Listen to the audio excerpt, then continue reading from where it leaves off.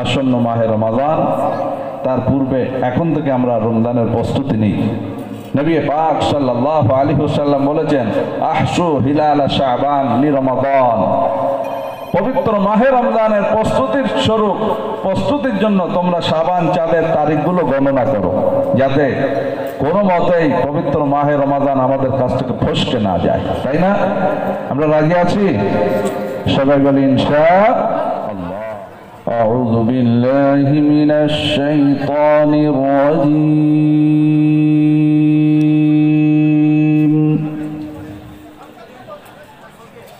বিসমিল্লাহির রহমানির রহিম।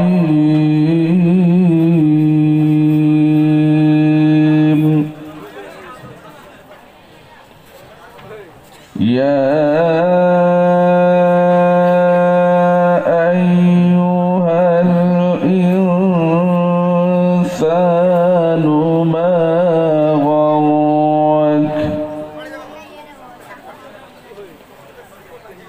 ما غرك بربك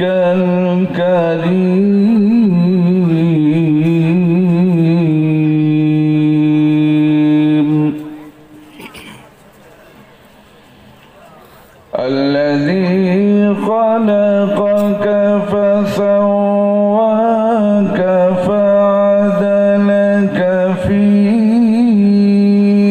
أي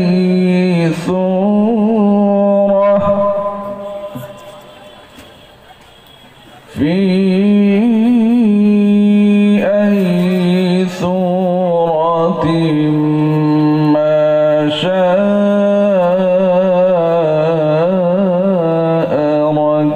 ركبك. صدق الله العظيم.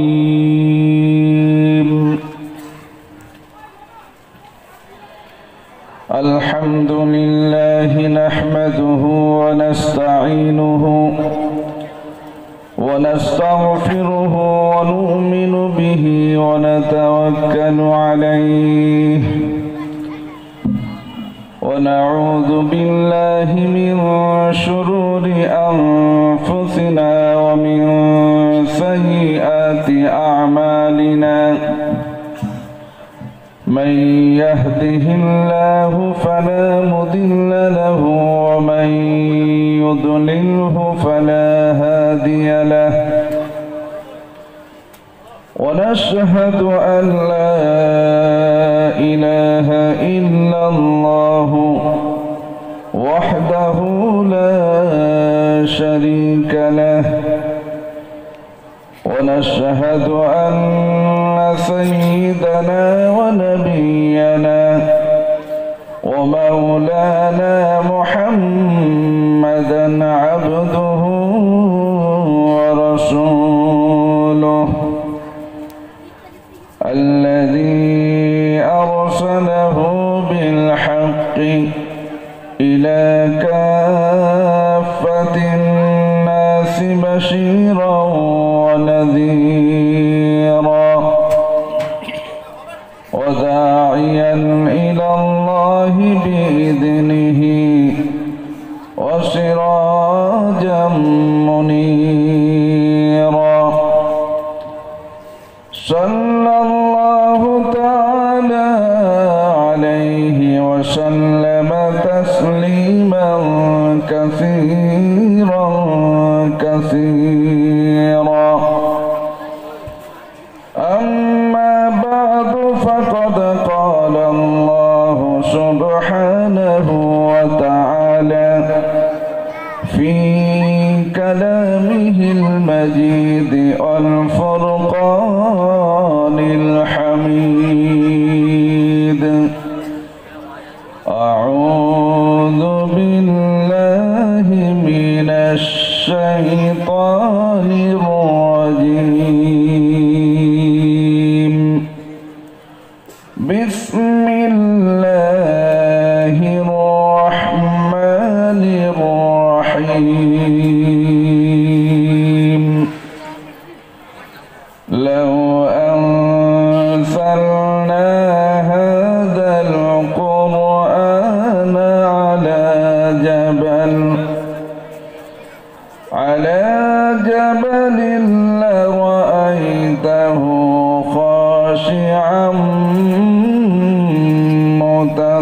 مصدعا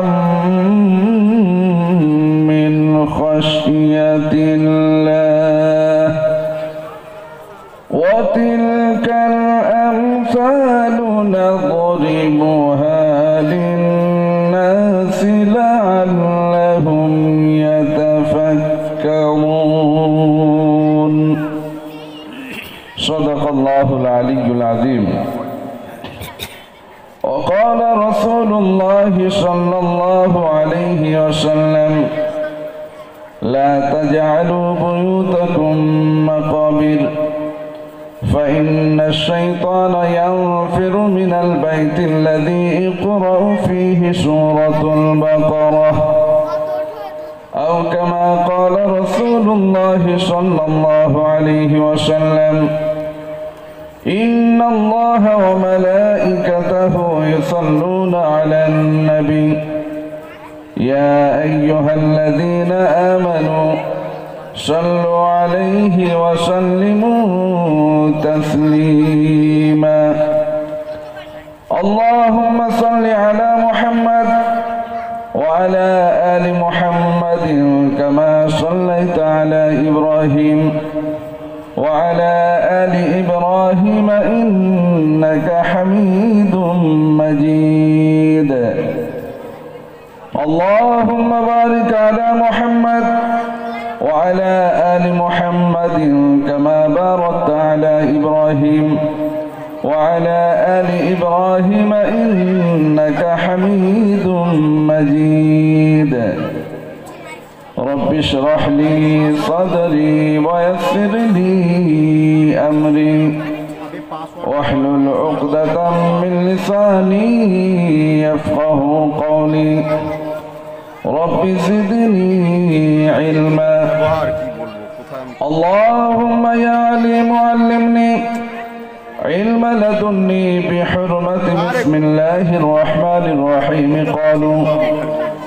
قالوا سبحانك لا علم لنا إلا ما علمتنا إنك أنت العليم الحكيم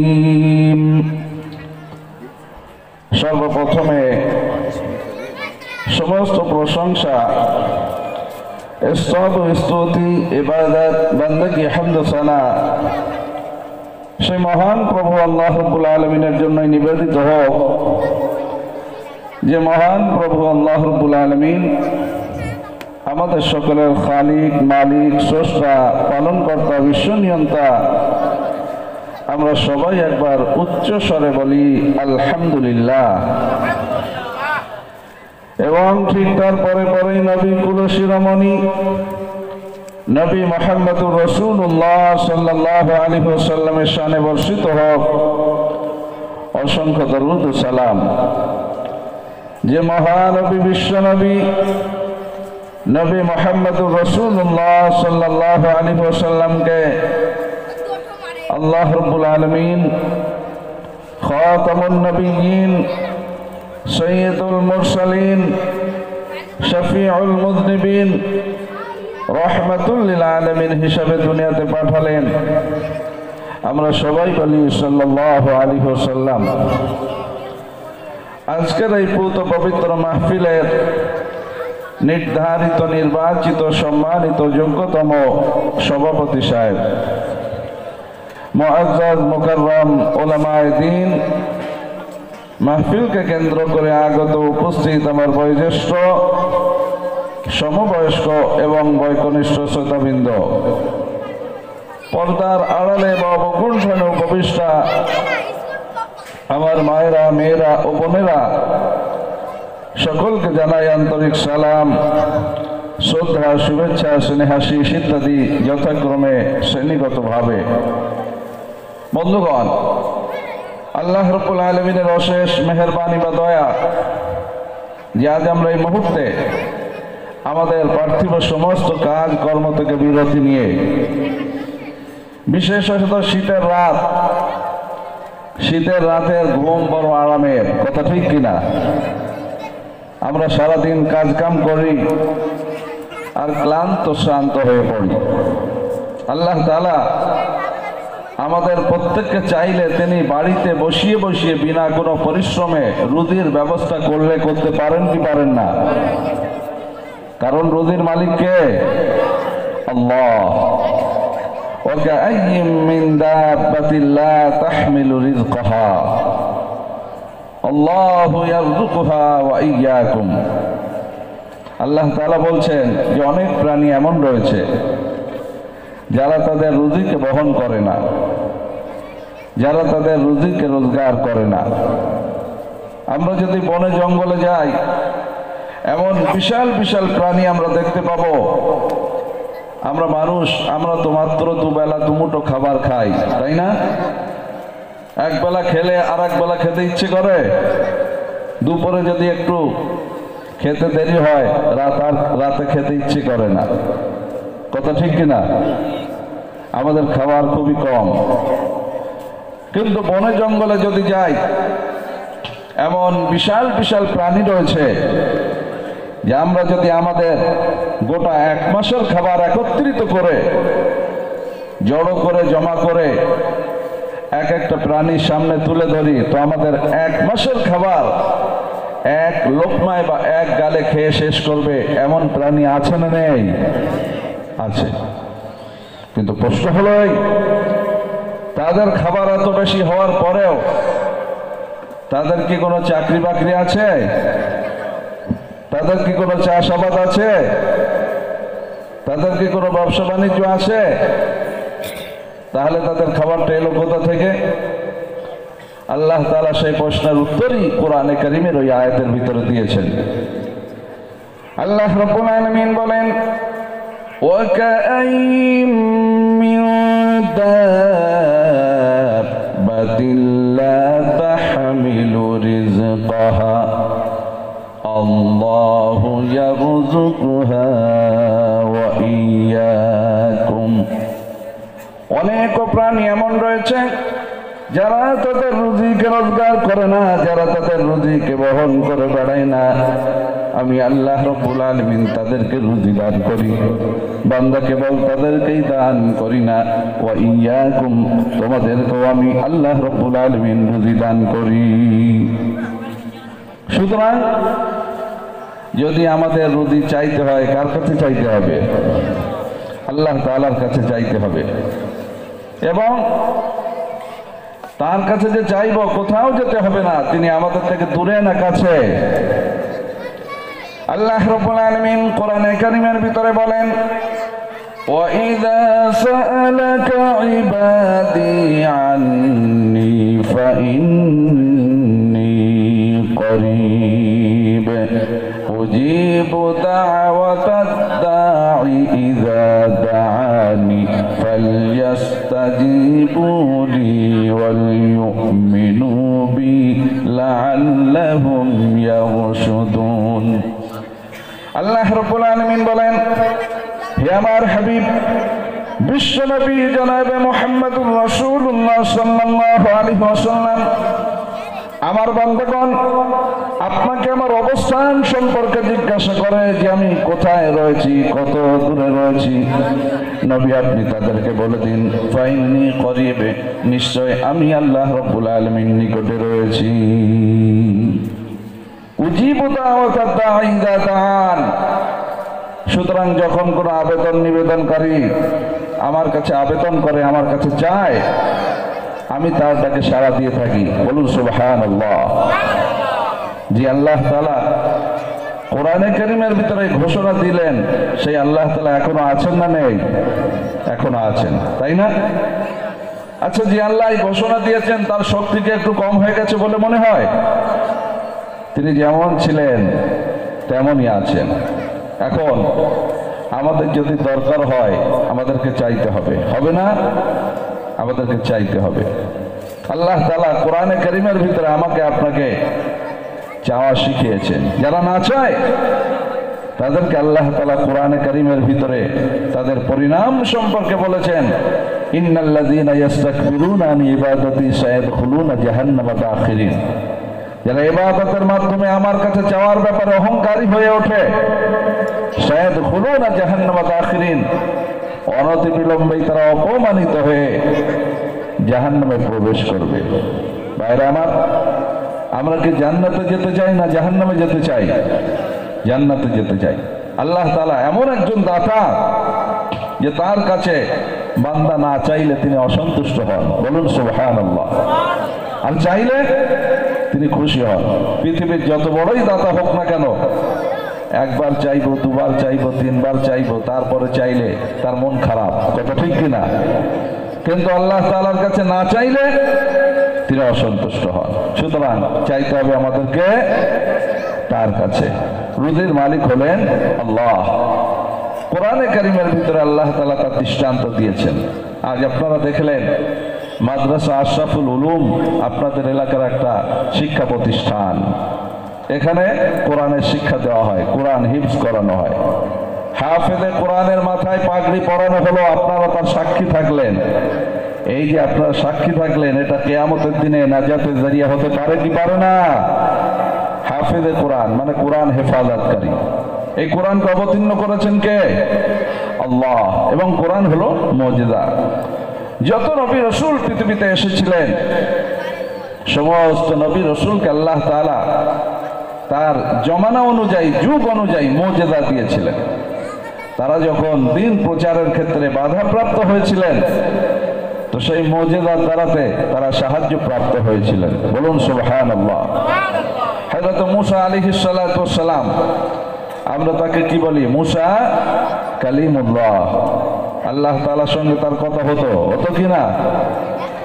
আল্লাহ রাব্বুল আলামিন কোরআনে কারীমের ভিতরে বলেন, ওয়া কাল্লামাল্লাহু মূসা তাকলীমা।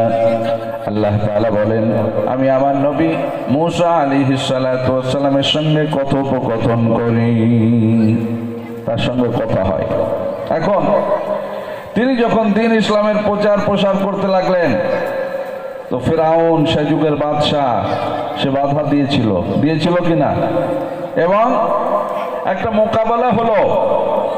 সেই মোকাবেলাতে ফিরআউন দেশের হাজার হাজার জাদুঘরকে ডাকলো। আর সে জমানায় জাদুবিদ্যার খুব প্রচলন ছিল, প্রচন্ড জাদুবিদ্যার প্রচলন ছিল। তো সেই জাদুঘরদের সঙ্গে মোকাবেলা করবার জন্য, তাদের সঙ্গে মোকাবেলায় নামার জন্য আল্লাহ তাআলা মূসা আলাইহিস সালাতু ওয়াস সালামকে একটা ট্রেনিং দিলেন। কি রকম? কোরআন শরীফের ভিতরে আল্লাহ তাআলা তা আলোচনা করেছেন। আজকে এখানে যারা এসেছেন, নিঃসন্দেহে আমি বিশ্বাস করি আপনারা হলেন কোরআন প্রেমী, তাই না? কোরআনকে ভালোবাসেন। কোরআনের নিসবতে এখানে আসা, কোরআনকে যারা ভালোবাসে, কোরআনের নিসবতে যারা এখানে একত্রিত হয়, তারা তো খুব দামি লোক। কোরআনের নিসবতটাই দামি নিসবত। দেখবেন আমরা যখন রাস্তাঘাটে চলি, পায়ে হেঁটে চলছি, তো চলতে চলতে কত কাঠকুটো পড়ে থাকে। আমরা কি করি? পায়ের আঘাতে রাস্তার এক পাশে ঠেলে দিই কি দিই না, যাতে কষ্ট হতে পারে। আচ্ছা, চলতে চলতে যদি রাস্তার মাঝখানে এক টুকরো রেহেল কাঠ ভাঙা পড়ে থাকে, সেইটাকে কোনো মুসলমান পা দিয়ে রাস্তার একদিকে ঠেলে দিতে পারবে? পারবে না। সেই রেহেল কাঠ ভাঙাটাকে সযত্নে তুলবে, তাকে পরিষ্কার করবে, অনেক সময় তাতে চুমুও খাবে, তারপরে কি করবে? সযত্নে সেই কাঠের টুকরোটাকে এক জায়গায় তুলে রাখবে, তাই না? যাতে করে কারো পা না লাগতে পারে, ওই ছোট্ট কাঠের টুকরোটার কোনো বেইজ্জতি না হয়, তার জন্যই ব্যবস্থা নেয়। কেন? ওই কাঠের উপর কি এখন কোরআন শরীফ রাখা রয়েছে? না। কোনো এক কালে, কোনো এক সময় ওই কাঠটা কোরআনের সংস্পর্শে এসেছিল, কোরআনের সঙ্গে সম্পর্ক গড়ে উঠেছিল। তো কোনো এক কালে কোরআনের সঙ্গে সম্পর্ক গড়ে ওঠার কারণে ওই কাঠের টুকরোটা দামি হলো, তাই না? আমরা যদি এখানে কোরআনের মহব্বতে আসি, কোরআনের সংস্পর্শে আমরাও যদি আসি, কোরআনকে বুকে ধারণ করি, কোরআনকে মহব্বত করি, কোরআনকে ভালোবাসি, কোরআনওয়ালাকে ভালোবাসি, আমরাও আল্লাহ তাআলার প্রিয় পাত্র হতে পারবো না? অবশ্যই পারা যায়, তাই না? সেই জন্য কোরআনকে ভালোবাসতে হবে। কোরআনের প্রতিটি অক্ষর কিন্তু সুরক্ষিত। আল্লাহ তাআলা রক্ষণাবেক্ষণের দায়িত্ব নিয়েছেন কিনা? আল্লাহ রাব্বুল আলামিন কোরআনে কারীমের ভিতরে বলেন, ইন্না নাহনু নাযালনা যিকরা ওয়া ইন্না লাহু হাফিজুন। নিশ্চয় আমি রব্বুল আলামিন এই কোরআনে কারীমকে অবতীর্ণ করেছি, আবার আমি রব্বুল আলামিন নিজেই এই কোরআনে কারীমকে রক্ষণাবেক্ষণের দায়িত্ব গ্রহণ করলাম। তিনি রক্ষণাবেক্ষণের দায়িত্ব নিয়েছেন। ভাইরা আমার, কিন্তু কিভাবে নিলেন? তিনি সরাসরি কিন্তু হেফাজত করছেন না, হাফেজে কোরআনের সিনার মাধ্যমে কোরআনে কারীমকে আল্লাহ তাআলা রক্ষণাবেক্ষণ করেছেন। বলুন সুবহানাল্লাহ। পৃথিবীতে এমন কোন বইপত্র দেখানো যাবে না যেটা শুরু থেকে শেষ পর্যন্ত হুবাহু মুখস্থ রাখার ব্যবস্থা রয়েছে, এবং যাতে এতটুকু ভেজাল ঢোকানো যাবে না, এমন কোন বই দেখানো যাবে যাবে না। কিন্তু কোরআনে কারীম এমন একটা কিতাব, এই কিতাবের প্রতিটি অক্ষর সুরক্ষিত। কেউ যদি মনে করে যে ওর ভিতরে একটা অক্ষর বেশি ঢুকিয়ে দেবো, পারা যাবে কি যাবে না? যাবে না। কোরআনে কারীমের প্রতিটি শব্দ সুরক্ষিত, কোরআনে কারীমের প্রতিটি বাক্য সুরক্ষিত, কোরআনে কারীমের অর্থ সুরক্ষিত, কোরআনে কারীমের ব্যাখ্যা সুরক্ষিত। কোরআনে কারীম যার উপরে অবতীর্ণ হয়েছে তিনি হলেন কে?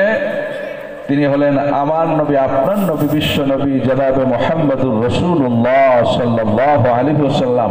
তাকে আল্লাহ তাআলা এই কোরআনে কারীমের বরকতে সুরক্ষা করেছিলেন, নিরাপত্তা দিয়েছিলেন। বলুন সুবহানাল্লাহ, তাই না? কারণ মুশরিকিনে মক্কা তারা দুনিয়া থেকে তাকে মিটিয়ে দিতে চেয়েছিল কিনা? আল্লাহ রাব্বুল আলামিন তার প্রিয় হাবিব বিশ্ব নবী জনাবে মুহাম্মদুর রাসূলুল্লাহ সাল্লাল্লাহু আলাইহি ওয়াসাল্লামকে বললেন, ইয়া আইয়ুহার রাসূল বাল্লিগ মা উনজিলা ইলাইকা মির রাব্বিক ওয়া ইল্লাম তাফআল ফামা বাল্লাগতা রিসালাতাহু আল্লাহু ইয়াসিমুকা মিনান নাস। আল্লাহ রাব্বুল আলামিন বলেন, হে আমার হাবিব বিশ্ব নবী জনাবে মুহাম্মদুর রাসূলুল্লাহ সাল্লাল্লাহু আলাইহি ওয়াসাল্লাম, আপনার প্রতিপালকের পক্ষ থেকে আপনার উপরে যা কিছু অবতীর্ণ করা হয়েছে অবশ্যই অবশ্যই আপনি তা মানুষের কাছে পৌঁছাতে থাকুন, অন্যের কাছে তা আপনি তা পৌঁছে দিন। ওয়া ইল্লাম তাফআল ফামা বাল্লাগতা রিসালাতা, আর আপনি যদি পৌঁছানোর কাজ না করেন অবশ্যই অবশ্যই নবী আপনি আপনার নবুয়তের দায়িত্ব পালন করলেন না। তারপরে আল্লাহ রাব্বুল আলামিন বললেন, হে আমার হাবিব বিশ্ব নবী জনাবে মুহাম্মদুর রাসূলুল্লাহ সাল্লাল্লাহু আলাইহি ওয়াসাল্লাম, এই কাজ করতে গিয়ে আপনাকে বাধার সম্মুখীন হতে হবে। কোরআন প্রচার প্রসার করতে গেলে বাধার সম্মুখীন হতে হয় কি হয় না? হয়। আমাদের সমাজের ভিতরে অনেক মানুষ এমন রয়েছে যারা কোরআনের খেদমত করে তাদের বদনাম করে। মাদ্রাসা সহ্য হয় না, পছন্দ হয় না, হাফেজ মাওলানা সহ্য হয় না, দাড়ি টুপি সহ্য হয় না, পছন্দ হয় না। চায়ের দোকানে বসে রাস্তার ধারে আড্ডা মারতে মারতে তাদের প্রতি কটূক্তি করে। এমন আছে না নেই? আছে। কি বলে? বলে এসব হলো ব্যবসা। কি বলে? সব ব্যবসা। বাবা যদি ব্যবসা হবে তো তুমি একটা দোকান খোলো না, তুমিও 10টা ছেলে এনে রাখো না। ভাইরা আমার, এরকম কটূক্তি আমরা করতে যাব না। আল্লাহ তাআলার নজরে আমরা এসে যাব, কিন্তু ধরা খেয়ে যাব। আল্লাহ রাব্বুল আলামিন তার প্রিয় হাবিব বিশ্ব নবী জনাবে মুহাম্মদুর রাসূলুল্লাহ সাল্লাল্লাহু আলাইহি ওয়াসাল্লামকে বললেন, আল্লাহু ইয়াসিমুকা মিনান নাস। হে আমার হাবিব, আল্লাহ রাব্বুল আলামিন মানুষের ক্ষতি থেকে অবশ্যই অবশ্যই আপনাকে নিরাপত্তা দান করবেন। একবার জোরে জোরে বলুন সুবহানাল্লাহ। আল্লাহ তাআলার ওয়াদা ঠিক না? ঠিক। আল্লাহ তাআলার ওয়াদা ঠিক, তাই না? সুতরাং নবী পাক সাল্লাল্লাহু আলাইহি ওয়াসাল্লামকে মার্ডার করবার জন্য মুশরিকিন মক্কা তার গোটা হুজরাটা বেষ্টনী করে নিয়েছিল কি নেয়নি? কিন্তু নবী পাক সাল্লাল্লাহু আলাইহি ওয়াসাল্লাম সেই হুজরার ভেতর থেকে বের হলেন, পবিত্র কোরআনে কারিমের সূরা ইয়াসিন পাঠ করতে করতে তাদের ভিতর থেকে বেরিয়ে গেলেন, তারা চোখেও দেখতে পেল না। বলুন সুবহানাল্লাহ। তারা কি দেখতে পেয়েছিল? দেখতে পায়নি। আল্লাহ রাব্বুল আলামিন কোরআনে কারিমের ভিতরে বলেন, ওয়াজআলনা মিন বাইনি আইদিহিম সাদ্দা ওয়া মিন খালফিহিম সাদ্দা ফাআগশাইনাহুম ফাহুম লা ইউবসিরুন। আল্লাহ রাব্বুল আলামিন বলেন, আমি তাদের চোখের সামনে পর্দা ফেলে দিলাম, তাদের পিছনে পর্দা ফেলে দিলাম, ফাগশাইনাহুম, তাদেরকে আমি ঢেকে দিলাম। চোখ তাদের খোলা রয়েছে বটে, কিন্তু চোখ থাকার পরেও তারা দেখে না। ফাহুম লা ইউবসিরুন, তারা দেখতে পায় না। সুতরাং নবী পাক সাল্লাল্লাহু আলাইহি ওয়াসাল্লামকে আল্লাহ তাআলা নিরাপত্তা দিলেন। এখন যে কোরআন, তার প্রতিটি অক্ষর সুরক্ষিত, প্রতিটি শব্দ সুরক্ষিত, বাক্য সুরক্ষিত, তার অর্থ সুরক্ষিত, তার ব্যাখ্যা সুরক্ষিত, তার পঠন পদ্ধতিও সুরক্ষিত। কোরআনে কারীম যেমন তেমন কেউ ইচ্ছা মতো কি তেলাওয়াত করতে পারবে? পারবে না। হাদিস শরীফের ভিতরে রয়েছে, নবী পাক সাল্লাল্লাহু আলাইহি ওয়াসাল্লাম বলেছেন, ইকরাউল কুরআন বিলহুনিল আরব, আরবরা যেভাবে কোরআন তেলাওয়াত করে তোমরা সেইভাবে কোরআন তেলাওয়াত করো। এই সমস্ত মাদ্রাসাগুলোতে সেগুলো শেখানো হয়, হয় কি হয় না? আমি একটা ছেলে, এখানকার একটা ছোট্ট ছাত্র, তার কোরআন শুনছিলাম এসে, কি সুন্দর তেলাওয়াত করছে। আউযু বিল্লাহি মিনাশ শাইতানির রাজীম, বিসমিল্লাহির রহমানির রহিম, তাবারাকাল্লাযী বিয়াদিহিল মুলক ওয়া হুয়া আলা কুল্লি শাইইন কাদির, আল্লাযী খালাকাল মাউতা ওয়াল হায়াতা লিয়াবলুয়াকুম আইয়ুকুম আহসানু আমালা ওয়া হুয়াল আজিজুল গফুর। এগুলো হলো আরবদের লাহজা। নবী পাক সাল্লাল্লাহু আলাইহি ওয়াসাল্লাম বলেছেন, ইকরাউল কুরআন বিলহুনিল আরব, আরবরা যে ঢঙে, যে পদ্ধতিতে, যে সুরে কোরআন তেলাওয়াত করে তোমরা সেই সুরে কোরআন পড়ো। আজ আমরা কোরআনকে ভুলে গেছি, কোরআনকে ছেড়ে দিয়েছি, কোরআন থেকে বিচ্ছিন্ন হয়েছি। সারা পৃথিবীর মানচিত্রের দিকে যদি তাকিয়ে দেখা যায়, যদি কোনো ভূখণ্ডে কোনো জাতি অত্যাচারিত হয়ে থাকে, কোনো জাতি নিপীড়িত হয়ে থাকে, যদি কোনো জাতি অর্থনৈতিক অনিশ্চয়তার ভিতরে ভুগে থাকে, কোনো জাতি লাঞ্ছিত অপমানিত পদদলিত হয়ে থাকে, তো আমরা চোখ বন্ধ করে বলতে পারি সেই জাতির নাম হলো মুসলমান। কথা ঠিক কিনা? কিন্তু আল্লাহ তাআলা তিনি কি কোরআনে কথা বলেছেন যে মুসলমান তোমরা অপমানিত হবে, পদদলিত হবে? আল্লাহ রাব্বুল আলামিন কোরআনে কারীমের ভিতরে বলেন, ولا تهنوا ولا تحزنوا وأنتم الأعلون إن كنتم مؤمنين। তোমরা হীনবল হও না, তোমরা দুঃখিত হও না, তোমরাই সর্বোচ্চ মর্যাদার মালিক হয়ে যাবে, তবে একটি শর্তের সঙ্গে হবে, ইন কুনতুম মুমিনিন, যদি তোমরা বান্দা মুমিন হয়ে যেতে পারো। আল্লাহ তাআলার ওয়াদা, ঠিক না বেঠিক? আল্লাহ তাআলা বলছেন তোমরা সবার উপরে যাবে, তোমরা দুঃখ পেও না, তবে একটা শর্ত রেখেছেন, কি? ইন কুনতুম মুমিনিন, যদি তোমরা মুমিন হতে পারো। এখন প্রশ্ন হলো যে আমরা মুমিন কিভাবে হতে পারবো? আমাদের সম্পর্ক যদি মসজিদের সঙ্গে না থাকে, আমাদের সম্পর্ক যদি নামাজের সঙ্গে না থাকে, আমাদের সম্পর্ক যদি কোরআনের সঙ্গে না থাকে, আমাদের সম্পর্ক যদি মক্তব মাদ্রাসার সঙ্গে না থাকে, আমাদের সম্পর্ক যদি আলেম ওলামাদের সঙ্গে না থাকে, আমাদের সম্পর্ক যদি আল্লাহর হুকুম আর রাসূলের তরিকার সঙ্গে না থাকে, আমরা কি মুমিন হতে পারবো? আর আমরা ওটাই করবার চেষ্টা করছি, তাই না? আজ মুসলমান কোরআনকে ছেড়ে দিয়েছে। আমি অত্যন্ত আনন্দিত যে আপনারা কোরআন প্রেমিক। এত রাতের পরেও, রাত বেশ গভীর হয়েছে, তারপরেও আপনার কোরআনের প্রেমে এখানে বসে রয়েছে। কোরআন আমরা আঁকড়ে ধরি। হাদিস শরীফের ভিতরে রয়েছে আল্লাহর নবী, বিশ্ব নবী জনাবে মুহাম্মদুর রাসূলুল্লাহ সাল্লাল্লাহু আলাইহি ওয়াসাল্লাম বলেন, লা তাজালু বুয়ুতাকুম মাকাবির ফাইন্না আশ-শাইতানা ইয়ানফিরু মিনাল বাইতিল্লাযী ইকরাউ ফীহি সূরাতুল বাকারা। আল্লাহর নবী, বিশ্ব নবী জনাবে মুহাম্মদুর রাসূলুল্লাহ সাল্লাল্লাহু আলাইহি ওয়াসাল্লাম বলেন, হে আমার সাহাবীগণ, হে আমার উম্মতিগণ, তোমরা তোমাদের বাড়িগুলো, তোমরা তোমাদের ঘরগুলো কবরস্থানে পরিণত করো না।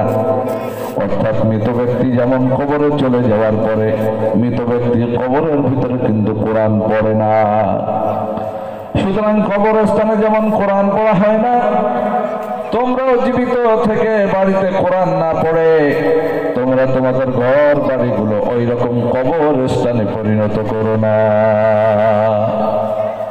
নবী পাক সাল্লাল্লাহু আলাইহি ওয়াসাল্লাম বোঝাতে চাইলেন যে যে বাড়িতে কোরআন তেলাওয়াত করা হয় না সেই বাড়িটা আর কবরস্থান, এই দুয়ের ভিতরে কোনো পার্থক্য খুঁজে পাওয়া যায় না, দুটো সমান। আর যে লোকটা কোরআন পড়ে না ওই লোকটা আর যে লোকটা মৃত্যুবরণ করেছে, এই দুয়ের ভিতরে কোনো পার্থক্য খুঁজে পাওয়া যায় না। অর্থাৎ মৃত ব্যক্তি আর কোরআন না জানা লোক সমান, ও জীবিত থেকেও মৃতের সমতুল্য। এখন আমরা আমাদের বাড়িতে কোরআন পড়তে চাই, চাই না? কোরআন পড়ি, আমরা কোরআনের সঙ্গে সম্পর্ক গড়ে তুলি। এই মাসটি কি মাস চলছে? মাহে শাবানুল মুআজ্জাম। এর পরের মাস কি? এর পরের মাস হচ্ছে রমাদানের মাস, কোরআনের মাস। এখন থেকে আমরা প্রস্তুতি নিতে পারি, পারি কি পারি না? যারা কোরআন পড়তে জানি বেশি মাত্রায় পড়ি, যারা জানি না আমরা কোরআন শেখার একটা উদ্যোগ নিই। মসজিদের ইমাম সাহেবের সঙ্গে বন্ধুত্ব করে তুলি যে হুজুর কোরআন জানেন, একটু শেখানোর ব্যবস্থা করুন। মাদ্রাসায় আসুন, হুজুরদের সঙ্গে বন্ধুত্ব করুন, কোরআন শেখার একটা উদ্যোগ নিন। নেওয়া যেতে পারে কি পারে না ভাই? যেহেতু কোরআনের মাস আসছে। আল্লাহ রাব্বুল আলামিন কোরআনে কারীমের ভিতরে বলেন, শাহরু রমাদানাল্লাযী উনজিলা ফীহিল কুরআন। আল্লাহ রাব্বুল আলামিন বলেন, পবিত্র মাহে রমাদান, এই মাসের বৈশিষ্ট্য হলো উনজিলা ফীহিল কুরআন, এই মাসে কোরআন অবতীর্ণ করা হয়েছে। আল্লাহ তাআলা বোঝাতে চাইলেন যে কোরআনের মাসে আমাদেরকে বেশি বেশি করে কোরআনের সঙ্গে সম্পর্ক রাখতে হবে। সুতরাং পবিত্র মাহে রমাদানে নবী পাক সাল্লাল্লাহু আলাইহি ওয়াসাল্লাম তিনি হযরত জিবরিল আমিন আলাইহিস সালাতু ওয়াসসালামকে কোরআন শোনাতেন। আবার জিবরিল আমিন আলাইহিস সালাতু ওয়াসসালাম নবী পাক সাল্লাল্লাহু আলাইহি ওয়াসাল্লামকে কোরআন শোনাতেন। তারা দুজনে কোরআনের দৌড় করতেন। কি করতেন? কোরআনের দৌড়, শোনাশুনি করতেন। এই সমস্ত মাদ্রাসা আশরাফুল উলুমের মতো মাদ্রাসায় কোরআনের দৌড় হয়, আমাদের জানা আছে না নেই? কোরআনের দৌড় হয়। হাফেজে কোরআন হতে গেলে তাকে কোরআনের দৌড় করতে হয়। সেই জন্য নিঃসন্দেহে আমরা এই সমস্ত ইদারাগুলো, প্রতিষ্ঠানগুলোকে বুকের আগলে ধরে রাখবো, এই প্রতিষ্ঠানগুলোকে বাঁচিয়ে রাখবার চেষ্টা করব। করব কি করব না? আপনারা নিঃসন্দেহে অনেক অনেক সাহায্য সহযোগিতা করেছেন। আমি এসে দেখলাম আপনার মন উজাড় করে এই প্রতিষ্ঠানকে সাহায্য সহযোগিতা করবার ওয়াদা করেছেন, আরো করতে থাকবেন ইনশাআল্লাহ। ভাইয়েরা আমার, আমি একটি হাদিস বলছিলাম, নবী পাক সাল্লাল্লাহু আলাইহি ওয়াসাল্লাম বলেছেন, লা তাজআলু বুয়ুতাকুম মাকাবির, তোমরা তোমাদের ঘর বাড়িগুলো কবরস্থানে পরিণত করো না। অর্থাৎ বাড়িতে কোরআন পড়ো। কবরস্থানে যেমন কোরআন পড়া হয় না ওই রকম করো না, বাড়িতে কোরআন পড়ো। বাড়িতে যদি কোরআন তেলাওয়াত করি আমরা কি উপকার হবে? আল্লাহ নবী, বিশ্ব নবী জনাবে মুহাম্মদুর রাসূলুল্লাহ সাল্লাল্লাহু আলাইহি ওয়াসাল্লাম বলেন, فإن الشيطان ينفر من البيت الذي يقرأ فيه سورة البقرة নিঃসন্দেহে যে বাড়িতে কোরআন তেলাওয়াত করা হয়, যে বাড়িতে পবিত্র কোরআনে কারিমের সূরা বাকারা তেলাওয়াত করা হয়, সেই বাড়ি থেকে শয়তান পালিয়ে যেতে বাধ্য হয়। একবার জোরে জোরে বলুন সুবহানাল্লাহ। সেই বাড়ি থেকে কি হয়? শয়তান পালায়। শয়তান আমাদের শত্রু না বন্ধু? কি গো ভাই? শত্রু, তাই না? আল্লাহ রাব্বুল আলামিন কোরআনে কারীমের ভিতরে বলেন, ইন্নাশ শাইতানা লাকুম আদুউন ফাত্তাখিযুহু আদুওয়া। নিশ্চয় শয়তান তোমাদের শত্রু, শত্রুকে তোমরা শত্রুই জ্ঞান করে চলবে, শত্রুকে তোমরা বন্ধু মনে করবে না। কিন্তু ভাইরা আমার, আমরা মুখে সবাই বলি যে শয়তান হলো শত্রু, বলি কি বলি না? কিন্তু আমাদের অনেক কাজ কাম প্রমাণ করে দেয় যে শয়তানের সঙ্গে আমাদের বন্ধুত্ব করে কি করে না? শয়তান হলো আমাদের জাত শত্রু, চিরশত্রু, মহাশত্রু। আচ্ছা বলুন, ওই শয়তান যে আমাদের শত্রু, শত্রুকে কি আমরা চোখে দেখি? কেউ দেখতে পাই না। এ তো মহাবিপদ। শত্রুকে যদি চোখে না দেখা যায় তো তার ক্ষতি থেকে বাঁচবো কিভাবে? শত্রুকে যদি চোখে দেখতে পাই, তার ক্ষতি থেকে বাঁচার একটা রাস্তা খুঁজে বের করা যায় যে ওই আসছে, পালাই, তাই তো নাকি? কিন্তু তাকে তো আমরা চোখে দেখছি না। তাহলে এটা হলো মহাবিপদ। দ্বিতীয় কথা হলো এই শয়তান আমাদেরকে দেখে কি দেখে না? ও কিন্তু আমাদের দেখে, দেখে না? কোরআনে কারীমের ভিতর আল্লাহ রাব্বুল আলামিন বলেন, ইন্নাহু ইয়ারাকুম হুয়া ওয়া কাবিলুহু মিন হাইসু লা তারাউনাহুম।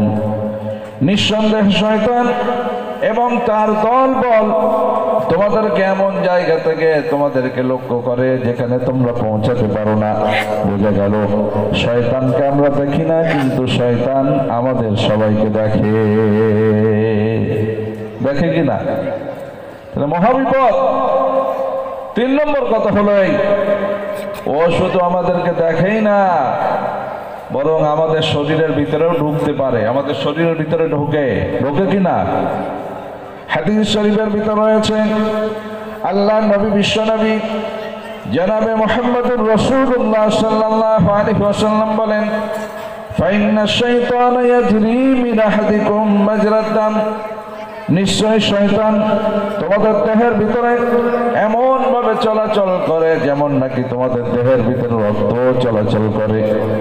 সাহাবীগণ প্রশ্ন করলেন, ইয়া রাসূলুল্লাহ সাল্লাল্লাহু আলাইহি ওয়াসাল্লাম, শয়তান আমাদের দেহের মতো ভিতরে রক্তের মতো চলাচল করে, আপনার দেহের ভিতরেও কি শয়তান এভাবে চলতে পারে?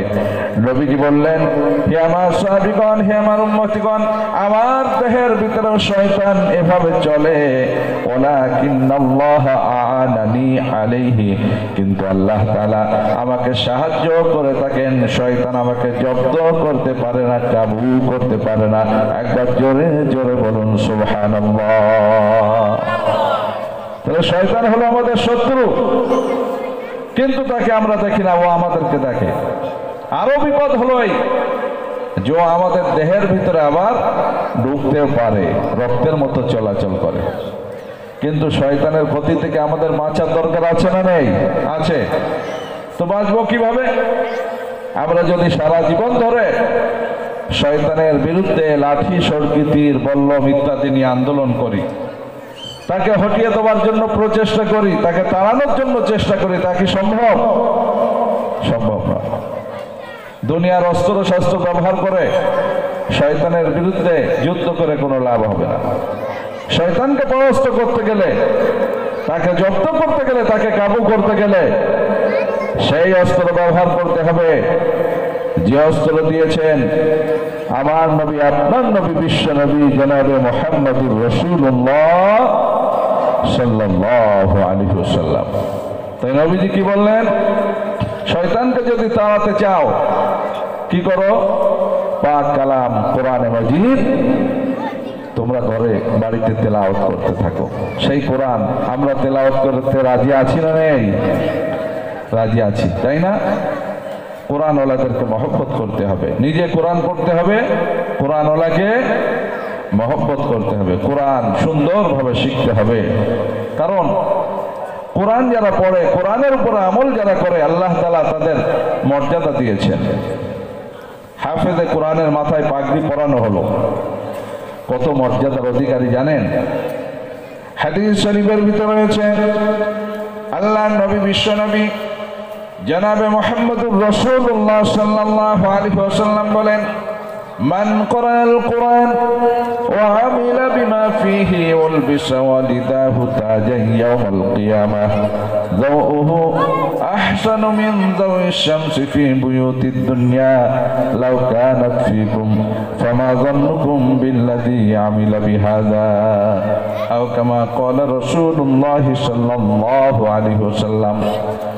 আল্লাহর নবী, বিশ্ব নবী জনাবে মুহাম্মদুর রাসূলুল্লাহ সাল্লাল্লাহু আলাইহি ওয়াসাল্লাম বলেন, যে ব্যক্তি পাক কালাম কোরআন মাজিদ তেলাওয়াত করে, শুধু তেলাওয়াত করেই ক্ষান্ত হয় না, ওয়া আমিলা বিমা ফীহি, আর তারপরে কোরআনের উপরে আমলও করে।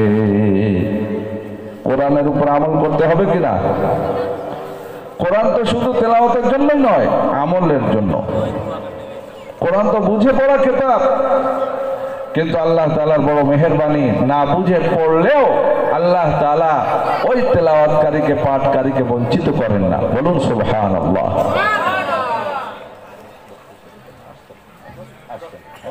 আচ্ছা ভাইরা আমার, পৃথিবীতে এমন কোন কিতাব নেই যে কিতাব না বুঝে পড়ার সিস্টেম আছে?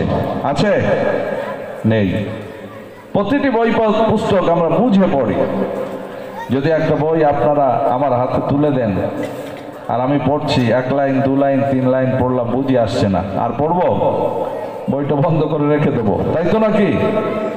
কিন্তু পাক কালাম কোরআনে মাজিদ না বুঝেও বান্দা শুরু করে 30 পারা শেষও করে দেয়, কোনোদিন বলে না যে বুঝে আসছে না, পড়তে ভালো লাগে না। কথা ঠিক কিনা? এটা কোরআনে কারীমের মুজিজা। কোরআন বারবার পড়ার পরেও কারো কাছে পুরাতন হয় না, যতবার পড়ে ততবার তার ভিতর থেকে নতুন নতুন স্বাদ পায়। পায় কি পায় না? আর আল্লাহ তাআলা কোরআনে কারীম পাঠকারীকে বঞ্চিত করেন না, নেকি দান করেন। হাদিস শরীফের ভিতরে রয়েছে আল্লাহর নবী, বিশ্ব নবী জনাবে মুহাম্মদুর রাসূলুল্লাহ সাল্লাল্লাহু আলাইহি ওয়াসাল্লাম বলেন, মান ক্বারা হারফান মিন কিতাবিল্লাহি তাআলা ফালাহু বিহি হাসানা ওয়াল হাসানাতু বিআশরি আমসালিহা লা আকুলু আলিফ লাম মিম হারফুন বাল আলিফুন হারফুন ওয়া লামুন হারফুন ওয়া মিমুন হারফুন ইলা আখিরিল হাদিস আও কামা ক্বালা রাসূলুল্লাহ সাল্লাল্লাহু আলাইহি ওয়াসাল্লাম। আল্লাহ নবী, বিশ্ব নবী জনাবে মুহাম্মদুর রাসূলুল্লাহ সাল্লাল্লাহু আলাইহি ওয়াসাল্লাম বলেন, যে ব্যক্তি পবিত্র কোরআনে কারীমের একটা অক্ষর পাঠ করে, আল্লাহ রাব্বুল আলামিন সঙ্গে সঙ্গে একটি অক্ষরের পরিবর্তে তার আমল নামায় একটি নেকি যোগ করে দেন। তারপরে নবীজি বলেন, ওই একটি নেকি শুধু একটি নয়, বরং ওই একটি নেকি 10টি নেকির সমতুল্য। অর্থাৎ একটা অক্ষর করলে আল্লাহ তাআলা সঙ্গে সঙ্গেই তার আমল নামায় 10টি নেকি যোগ করে দেন। একবার জোরে জোরে বলুন সুবহানাল্লাহ। একটা অক্ষর করলে কটা নেকি? 10টা। আমরা বলছি, আরে ভাই নেকি আবার কি জিনিস রে? আমরা বুঝি টাকা পয়সা, আমরা বুঝি নাম্বার। পকেটে যদি 10টা টাকা থাকে, 20টা টাকা থাকে, তার কি কাজ আমরা জানি, তাই না?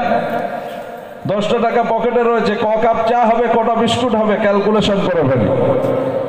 20টা টাকা পকেটে রয়েছে, বাড়ি থেকে বের হলাম, চায়ের দোকানের দিকে গেলাম, ক কাপ চা হবে, কটা বিস্কুট হবে, ক্যালকুলেশন করি। আমরা বুঝি টাকা পয়সা, আমরা বুঝি নাম্বার। পরীক্ষা দিয়েছি বা ছেলে মেয়ে পরীক্ষা দিয়েছে, 1 নম্বর বেশি হয়েছে, তাতে কি লাভ? আমরা বুঝি। 1 নম্বর কম হয়েছে, কি ক্ষতি হলো বুঝি, কিন্তু নেকি কি কাজে লাগে এটা বোঝার চেষ্টা করিনি। ভাইরা আমার, টাকা ছাড়া আমরা চলতে পারি না ঠিক, কিন্তু টাকা যদি পৃথিবীতে কম পড়ে কোনো কাজে পাওয়া যায়, যায় কি যায় না? দান পাওয়া যায়, ধার পাওয়া যায়। অসুস্থ হয়ে পড়েছে, চিকিৎসার পয়সা নেই, গ্রামের ইয়াং ছেলেরা, যুবক ছেলেরা গ্রাম কালেকশন করে রাস্তায় দাঁড়িয়ে গাড়ি থামিয়ে কালেকশন করে তার চিকিৎসার ব্যবস্থা করে দেয়। করে কি করে না? টাকার দরকার ছিল, ব্যবস্থা হয়ে গেছে। ধার পাওয়া যায়, ব্যবস্থা হয়ে গেল। কিন্তু আমার বন্ধুগণ, কিয়ামতের কঠিন ময়দানে টাকা পয়সা কাজে লাগবে না, কবরে টাকা পয়সা কাজে লাগবে না, সেখানে শুধু নেকি। কি কিয়ামতের ময়দানে কি কাজে লাগবে? নেকি। কিন্তু নেকি কি ধার পাওয়া যাবে? কেউ দান করবে? দান করবে না। বরং যার কাছে পাওয়ার আশা দেখবে আর পালাবে, দেখবে আর পালাবে। আল্লাহ রাব্বুল আলামিন কোরআনে কারীমের ভিতরে বলেন, ইয়াউমা ইয়াফিরুল মারউ মিন আখিহি ওয়া উম্মিহি ওয়া আবিহি ওয়া সাহিবাতিহি ওয়া বানিহি লিকুল্লি ইমরিইম মিনহুম ইয়াউমাইযিন শানুন ইউগনিহি। আল্লাহ রাব্বুল আলামিন বলেন, স্মরণ করো সেই দিনটার কথা যেদিন ভাই আপন ভাইকে, নিজের ভাইকে চরম বিপদের ভিতরে দেখা সত্ত্বেও থেকে পালিয়ে যাবে। সন্তান সন্ততি তারা তাদের পিতামাতাকে চরম বিপদের ভিতরে দেখা সত্ত্বেও রেখে পালিয়ে যাবে।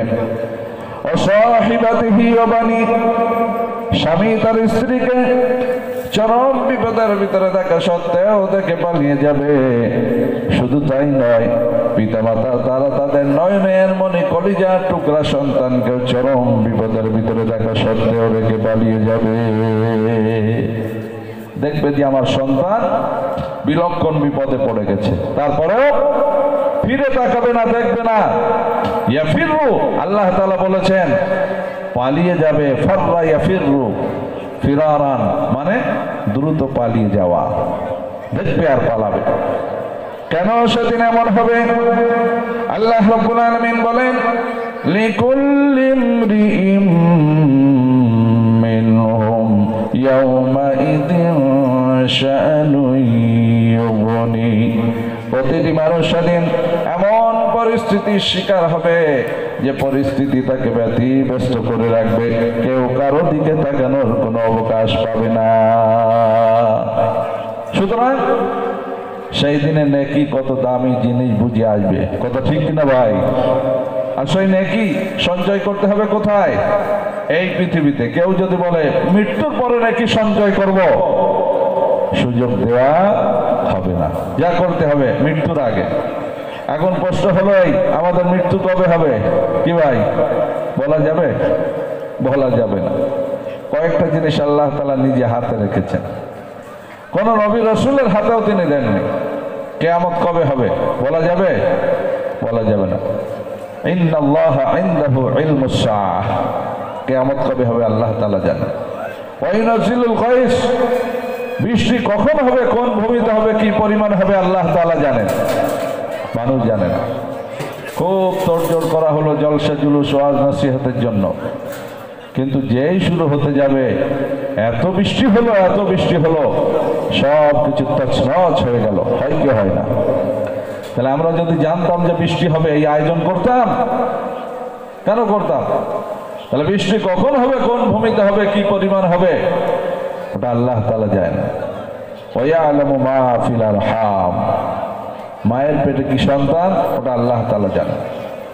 এখন অবশ্য পরীক্ষা নিরীক্ষার মাধ্যমে জানা যায়, তবে প্রাথমিক স্তরে জানা যায় না, সুনির্দিষ্ট কয়েক মাস পরে। কিন্তু আল্লাহ তাআলা তাকে কি কয়েক মাস পরে অপেক্ষা করতে হয়? তিনি প্রথম থেকেই জানেন কি হবে। তাহলে আল্লাহর জানা আর আমাদের জানার ভিতরে পার্থক্য আছে, আছে না নেই? আছে।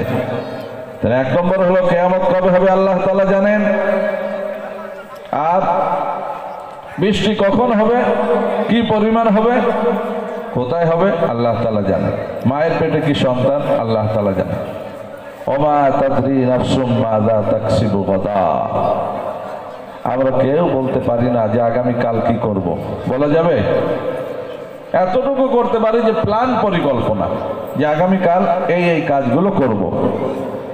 কিন্তু রাত পোহাতে না পোহাতে এমন হ্যালো চলে আসে, দে দৌড়, কথা ঠিক না ভুল, মনে থাকে না যে তাই তো কি প্ল্যান করেছিলাম আর কোথায় যাচ্ছি। তাহলে প্ল্যান পরিকল্পনা আমরা করতে পারি, কিন্তু তার বাস্তবায়ন করতে পারবো কি পারবো না, এই দায়িত্ব কিন্তু আমরা নিতে পারবো না। সেই জন্য আল্লাহ তাআলা বলেছেন, ওমা তাদরি নাফসুম মাযা তাকসিবু গাদা, যে আগামীকাল কি করবে বলতে পারবে না। 5 নম্বর হলো, সেই জন্য মুমিন যখন কোনো বৈধ কাজের ইরাদা করবে, ভালো কাজের ইরাদা করবে, বৈধ কাজের ইরাদা করবে, কি বলবে? ইনশাআল্লাহ, যে আল্লাহ যদি চায় আগামীতে আমি এই কাজটা করব। 5 নম্বর হলো, ওমা তাদরি নাফসুম বিআইয়ি আরদিন তামুত, আমরা কেউ বলতে পারি না যে কোন ভূমিতে কোন মাটিতে আমাদের মৃত্যু হবে, তাই না? সুতরাং ভাইরা আমার, যা করতে হবে মৃত্যুর আগে আগে করতে হবে, তাই তো নাকি? নেকি সঞ্চয় করতে হবে কবে? মৃত্যুর আগে। এখন মৃত্যুটা কবে হবে তো জানা নেই, তাহলে নেকি সঞ্চয় করা শুরু করতে হবে কখন থেকে? এই মুহূর্ত থেকে, এক্ষুনি থেকে আমাকে নেকি সঞ্চয় করা শুরু করতে হবে। আমরা সবাই রাজি আছি? রাজি আছি, তাই না? আসন্ন মাহে রমাদান, তার পূর্বে এখন থেকে আমরা রমজানের প্রস্তুতি নিই। নবী পাক সাল্লাল্লাহু আলাইহি ওয়াসাল্লাম বলেছেন, আহসু হিলাল শাবান লিরমাদান, পবিত্র মাহে রমজানের প্রস্তুতির জন্য তোমরা শাবান চাঁদের তারিখগুলো গণনা করো, যাতে কোনো মতেই পবিত্র মাহে রমাদান আমাদের কাছ থেকে ফসকে না যায়, তাই না? আমরা রাজি আছি? সবাই বলি ইনশাআল্লাহ। আল্লাহ তাআলা আজকের দিনে এই আশরাফুল উলুম মাদ্রাসার সালানা দস্তরবন্দি জলসায় আশাকে কবুল করে নিন। সবাই বলি আল্লাহুম্মা আমিন। এই পৃথিবীতে আমাদের হেদায়েতের জরিয়া বানিয়ে দিন। সবাই বলি আল্লাহুম্মা আমিন। কিয়ামতের কঠিন ময়দানে মুসিবতের সময় আজকের দিনের আমাদের অংশগ্রহণ করা আমাদের জন্য নাজাতের জরিয়া বানিয়ে দিন। সবাই বলি আল্লাহুম্মা আমিন। সর্বোপরি যে এদারার সুযোগে, যে এদারা আজকের দিনে আমাদেরকে এখানে আসার সুযোগ করে দিয়েছেন, এই প্রতিষ্ঠানকে আল্লাহ তাআলা কবুল করে নিন এবং কিয়ামত পর্যন্ত জারি রাখুন। সবাই বলি আল্লাহুম্মা আমিন। সুম্মা আমিন। ওয়া আখিরু দাওয়ানা আনিল হামদুলিল্লাহি রাব্বিল আলামিন। আসসালামু আলাইকুম ওয়া রাহমাতুল্লাহি ওয়া বারাকাতুহু।